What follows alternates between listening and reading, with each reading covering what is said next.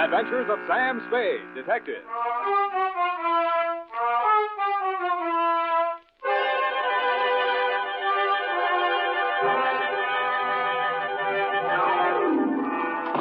I'm looking over a four-way... Sam, I swept up the broken glass, but there's something terribly wrong with my typewriter. Looks okay to me. Those old models stand up, F. They don't make them like that nowadays. Oh, I should hope they don't. Somebody shot it. S.Q.P. again. No, the alphabet is all right, Sam. It's just the one key. One missing? No, but it's bent. This one right here, Sam. Look here. The at and cent. That makes sense. You won't need it for this one. Come on in. Oh. Sam, wasn't I smart? I got the answer right away. The answer to what? That to which you referred to, Sam, is the whole ghastly riddle. S.Q.P. to be exact. Well, I was tired. Of course you were. And besides, I was right here where I can see it right out the window. See, the neon sign, Sam, over the Misty drugstore. Yeah. See? Right there. Stability, quality, purity. And a blink. Date. Wasn't I smart, Sam? Wasn't I? Yeah, of course you were. But that isn't quite the answer. Well, then what is that? To Detective Lieutenant Dundee, Homicide Detail, San Francisco Police, from S. Spade, license 1375596. Subject, the S.Q.P. caper. The minute she walked into my office, I smelled trouble. But it also smelled like $50 an ounce. She was small and brunette. Her eyes were large, appealing, and moist. But her pitch was disappointing. And now I realize that what he really came to San Francisco for was to be with her. This isn't the first time, Mr. Spade. There have been others. I don't know who this woman is, and I don't care. This time I intend to do something about it. They're registered at the Belvedere Hotel, and I want you to go with me and... Just a moment, Mrs. Pierce. Yes? I think I know what you're leading up to. You want a detective to go with you and be a witness so you'll have grounds for divorce. Is that it? Yes. I can't go on any longer with a man I can't trust. Oh, it's so humiliating. Now, Mrs. Pierce, please, I do sympathize with you. Honest, I do, but I can't take the job. After I poured out my heart to you, exposed myself. Oh, now, please, it's not as bad as that. It happens every day. It's just that I don't take divorce cases, but I do know a detective who might help you. You'll be much better off with me. But I'm sure I'd feel much better with you. Maybe after your divorce, Mrs. Patricia. My friends call me Pat. All right, Pat, I'll see what I can do. Belvedere Hotel, good afternoon. Tiny Stover on duty. Tell him Sam Spade. Just a moment. Who is he, Mr. Spade? Friend of mine. House detective at the Belvedere, but he likes to pick up an extra fee now and then. Sam? Tiny? Sam? Tiny? Sam? Roger. Who? Look, Tiny, I'll stop if you will. Oh, Sam. Yes! What's with you? Yeah, about a guest in your register. Pierce, Donald, Mr. and Mrs. Oh, yeah, sure. Clerk gave you the high sign on him. Pierce, yeah. Checked in alone, but registered for both, Sam.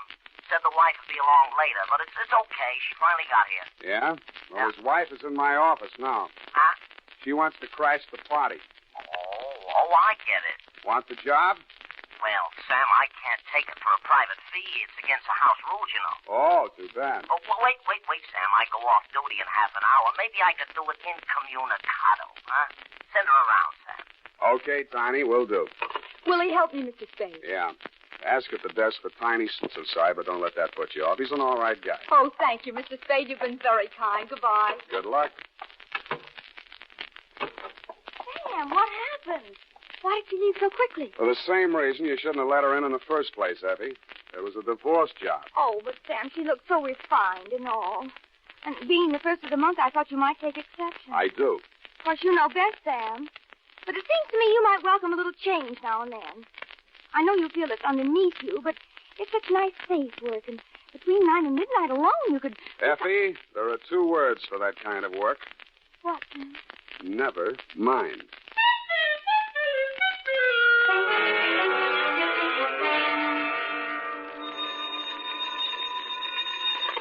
Sam Spade Detective Agency.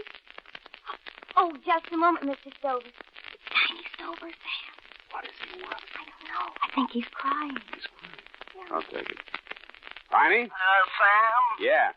What's up, Tiny? That dame you said over here. Listen, I better not take time telling you. Get over here. Room 418. Come in the side entrance and walk up. What happened? I cannot tell you over the phone. Just get over here, Sam, and hurry.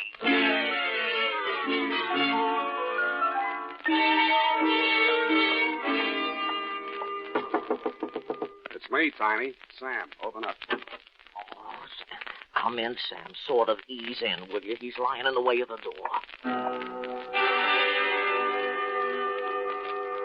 The first thing I saw as I squeezed through the narrow crack of the door was the brunette that had visited my office that afternoon. She was handcuffed to a chair, and a gag had been stuffed into her mouth. Tiny's frightened eyes shifted uneasily from her to the body on the floor. What kind of a caper is this, Sam? You'd better tell me, Tiny, what happened. Who handcuffed her to the chair? I did. We broke in just like it says in the book, only there was no dame here, just him. He starts to jump the wife, and I grab him. The next thing I know, he's got my gun. I try to twist it out of his hand. The next thing I know, bang. He's right where he's laying now, and he's dead. Next thing I know, the dame is grabbing for the phone and screaming that I murdered him. That's when I decided I'd better shut her up for a while so you and me can compare notes on this thing. Well, first we better get some notes to compare. Now, listen, Pat, I'm going to pull this gag out of your mouth, but if you start screaming, it's going right back in. Get it? All right. Now let me out of these handcuffs. Yeah, we'll get around to that. Now, first, I want to put you straight on something. I know that Tiny here went into this on the level, which is more than I know about you. So if there are any angles in this caper besides the story you told in my office, let's have them now before the cops get here. All right. I lied to you. I never saw this man before in my life. Shut up, Tiny. Go on. I was hired by a man named Christopher. He advertised for a photographer. He said he specialized in photographs for legal evidence, and this man Lombard's wife wanted a divorce. Mm-hmm. I didn't want to do it at first, but the pay was good, and he said it was good experience for newspaper work, which is what I want to do. So I took it. Why didn't you tell me that in my office? Those were his instructions. He said that's the way they did it, and any detective would understand. Mm-hmm. And I was sure you did when you wouldn't take the job. Hey, wait a minute. I don't get it, Sam. Is she some nut or something, or is she just dumb? I guess I'm just dumb. No comment. Let's get some facts. Your name? Patricia Vane. My friends call me Pat. That part of my story was true. I studied photography at Berkeley. And... Yeah. Now, this guy that hired you. Well, he has an office in the Fidelity Building, where all the divorce lawyers are. Full name? Calvin Christopher. It says on his office door, Public Relations Counsel. That's room 842 in the back. You ain't swallowing this yarn, are you, Spade? Tiny, go sit down. I didn't say nothing. Check. Now, Pat, is this your story? You and Tiny came in here together. Lombard jumped you. Tiny grabbed him. There was a scuffle, and a gun went off. Yes. I just opened my purse to take my camera out. Where's the camera? I don't know. In the excitement. Oh, that looks like it over there. Over there by the phone. Be careful. There's some exposed film in it. It might have a clue. What did you shoot? Oh, some fishing boats. And one I sneaked of Mr. Christopher himself. And some action shots of what just happened here. Do you think the police will confiscate my camera? No, I will. I saw it first. Hey, Sam, where you going? I'm going to do some fishing. Sam, you can't leave me holding the bag. You got me into this. You want to get out, don't you? Yeah, but... Okay, keep me in the clear. You'll have somebody working for you. I felt like a cad, Dundee, but there was nothing I could tell you that they couldn't tell better as eyewitnesses, so I left them there to face you and your homicide boys alone. My first stop after leaving the Belvedere was Ledkin's Lightning Photo Finishes, where I left Pat's camera and films. Then I mushed across town to the Fidelity Building. It said on the door, sure enough, room 842, Calvin Christopher, Public Relations Counsel. Well, sir, what can I do for you? You, Calvin Christopher? I am. I'd like to ask you some questions. Detective?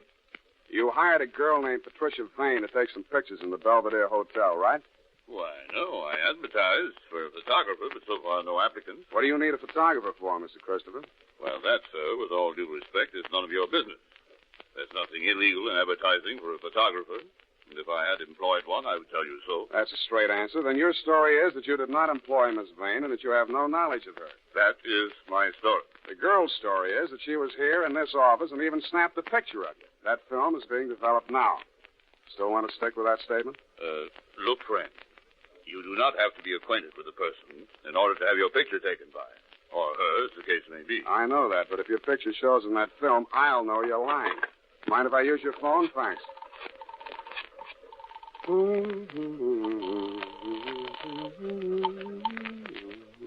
a Dundee, Sam Spade. That girl you're holding in the Pierce death, Hotel Belvedere? What girl, Sam? Who's Pierce?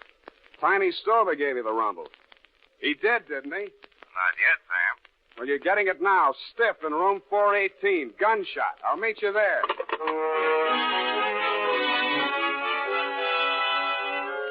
And I did. I won't dwell on that part of it, Lieutenant Deere. You were cross with me, and I didn't blame you. Pierce's body was still there, and it was still dead, but there was no brunette, no house stick, no gun, and no bullet wound. The medic called it death from natural causes, heart attack, but the worst was yet to come. When I rushed down to Ludkin's to get those pictures just to prove to you that I wasn't completely out of my mind, there were no fishing boats, no pickets, no Mr. Christopher, and no struggle. Nothing but pictures of a complete set of dental x-rays. There was a date on them, 7/14/48, and some initials, S.Q.P.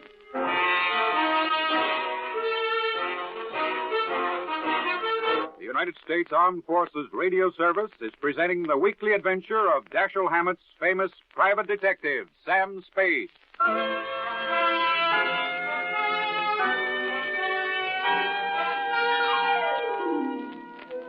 S.Q.P. Seemed very familiar somehow. Society of Quail Prevention? Too neat. After you and your boys had cleared out, Dundee, I went back to room 418. I wondered who had fired the shot that both Tiny and the brunette believed had killed Mr. Pierce. I didn't find out, but I did find a .38 slug in the floor under the rug pad. The fibrous material had been scuffed by somebody's foot to hide the bullet hole. Tiny had been reaching for the phone as I left. According to the operator, there'd been no flash on her board from 418. That meant that whoever had stopped them had done so in a matter of seconds. I didn't know whether it had been done with a kiss, at gunpoint, or with a blunt instrument. I doubted anybody would have knocked Tiny out because he was too heavy to carry down 8 flights of stairs. I checked Tiny's room on the first floor. It had been ripped to pieces by somebody who obviously had been searching for something no bigger than, say, a roll of film. About there, I decided to go and pay my respects to the late Mr. Pierce.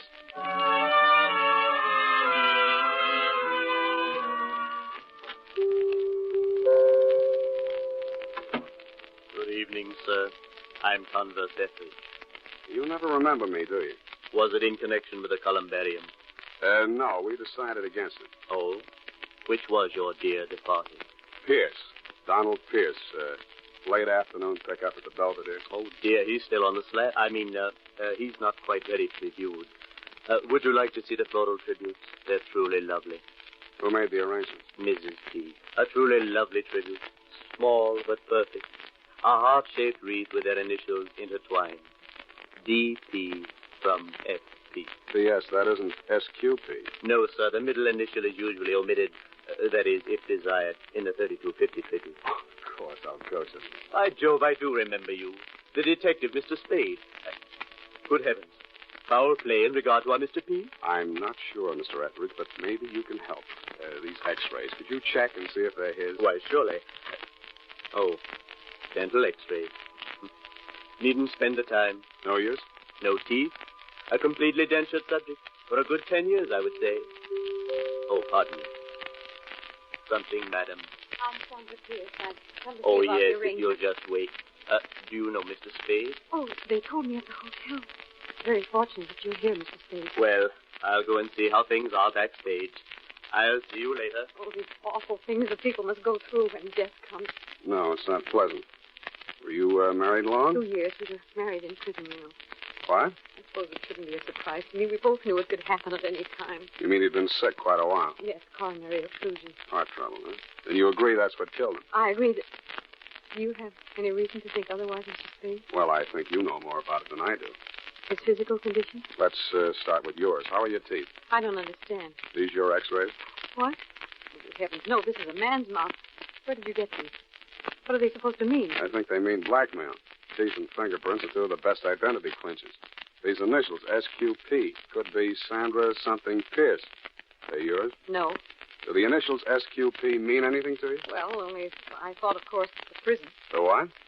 San Quentin prison. San Quentin. Oh, I've been stupid. That's what you meant, married in prison. Of course, I thought you knew. Donald was head of the prison dental laboratory there for 11 years.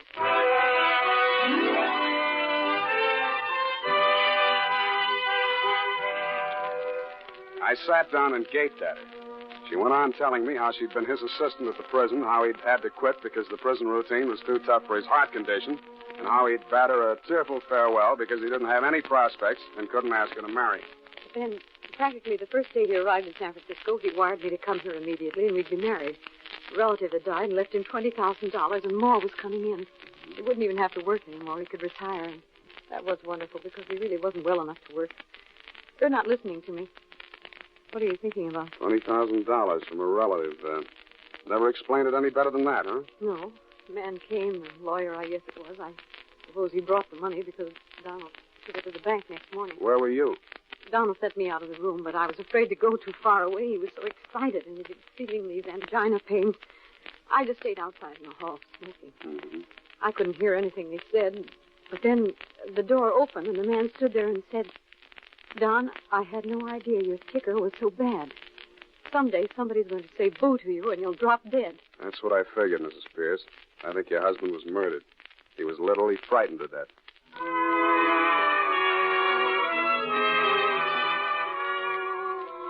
I had almost all of it now. Just a name and a number were missing, and I thought I might have them in my office under S.Q.P. There was a light showing in my outer office as I came down the hall. It went out as I turned the doorknob. Stop right where you are. I've got a gun. That you, Pat? Oh, it's you, Sam. You were so long, I thought you'd never... Hey, don't do that. Here. Come on, honey. Don't give up like that. Oh. Here. Like this. What happened? Oh, I'm so tired. My ankle, I think I broke it. I jumped out of the car. Let's see. I think it's just a sprain. Christopher's car? We were in the back. He slowed down on the ramp. There was something stuffed in my mouth. I couldn't make a sound. What's funny? Oh, I'm sorry, baby, but you seem to have spent the entire day bound and gagged. I'm sorry. Go on. Oh, after you left us in that awful hotel room, he came in, and he was furious. Wanted to know why we had spoiled everything by letting the gun go off, even though Mr. Stover explained that it was only accidental. Yeah? And then he started laughing and said he was only fooling, and he would take charge. So Mr. Stover left. And then Mr. Christopher held a gun on me and took me down the hall to another room. He pushed me in there, and then he tied me to a chair and put the gag in me. I'm sorry, honey. So he let you cool off in there until it got dark enough and late enough to get you downstairs and in the car without attracting too much attention. You say he was heading over the bridge to Oakland, huh? Yeah. Why are you shouting so? I guess I'm just excited. And I was, but not over Pat's story. It was something I'd just seen, the shadow of a man against the frosted glass of my office door. I went on talking, I hoped loud enough for him to hear every word I said. Pat, I don't know how to tell you this. It's going to make you feel bad, but sooner or later you'll have to know about it. This guy named Calvin Christopher, that isn't his right name, and in just a minute I think I'll have that too. He gave you a phony pitch about a photography assignment to help somebody get a divorce. But what he had in mind from the beginning was to use you as a murder weapon. Me? A murder weapon? You and whichever detective happened to go there with you. You see, Pierce was a blackmailer. He'd been a dentist at San Quentin, and who did he run into one day here in San Francisco but an escaped con whose teeth he had worked on, and of whom, by happy chance, he had a complete set of dental x-rays. This con bought the x-rays from him for $20,000. He's still at large and thinks he's safe now that Pierce is dead. But what he doesn't know is that Pierce took snapshots of the x-rays before he turned the originals over. The cameras got switched, and I have the x-rays right here. Look at him, sweetheart. What are you... Get down, lie flat.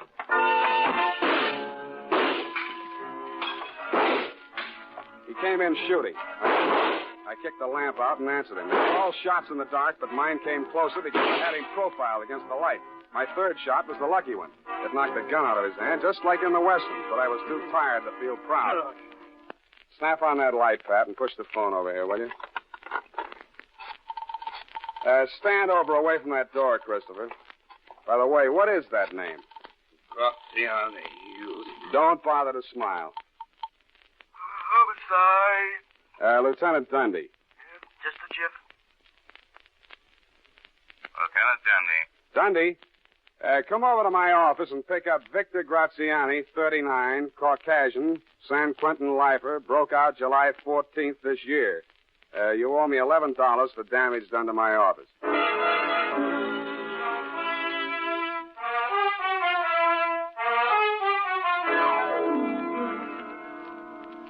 period, end of S.Q. paid. Oh. Sam Spade Detective Agency. Oh, yes, just a minute. He's right here. It's Mr. Tiny Stover, Sam. Hello. Sam? Tiny? Sam. Who? Tiny. No Tiny here. Can I call you back? Sam. Ain't you interested in what happened to me? I got a clue, Sam. What were those initials again? S.Q.P. That's it, S.Q.P. I'm here now. Where? Seymour Kelly's pool room. Seymour Kelly's pool room? Yeah. Look, Tiny, don't even you realize that Kelly isn't spelled with a Q? Since when, Sam? Kelly is without a Q. Oh, no, Sam. I think you must be wrong. He's chalking up now. His shot's coming up. Good night, Tiny. Sam? Tiny, I'd like to go around again with you, but this airtime costs plenty. As you'll know if you ever get your own radio show, which, if you did, would be sponsored by the makers of S.P. Stupid Pills. Hey, Sam, you should have seen it. Seymour just made a 3-cushion shot with the handcuffs on. You should have seen it. Sam? Good night, honestly, Tiny. Anything for me, Sam? Just go tight that up, sweetheart, and have it back in exactly 34 seconds.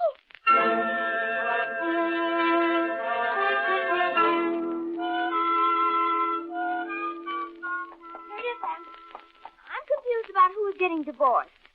Sam, you shouldn't accept divorce cases. Effie, it was not a divorce case. You actually mean we require the usual partial recap? Partial recap? Oh, yes.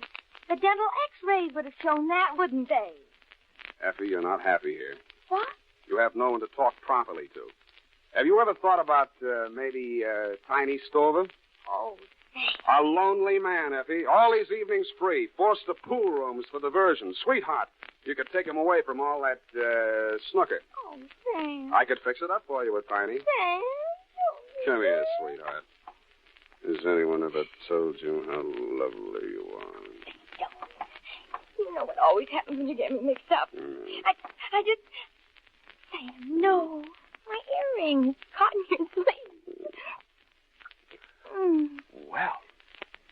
Say, I'll let you stay out another week. All right, then, Sam. Thanks for everything. Forget it. Good night, Sam. Good night, sweetheart.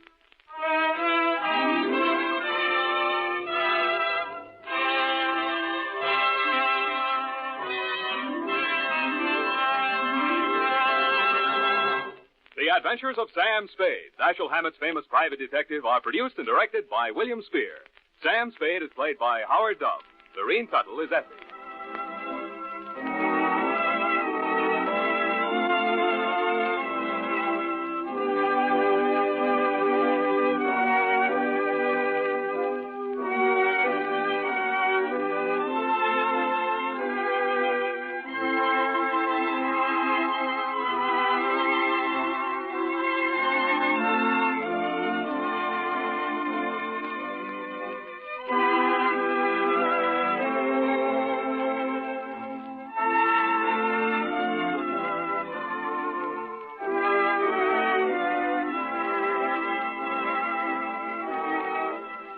The Adventures of Sam Spade, Private Detective, is a presentation of the United States Armed Forces Radio Service, the voice of information and education.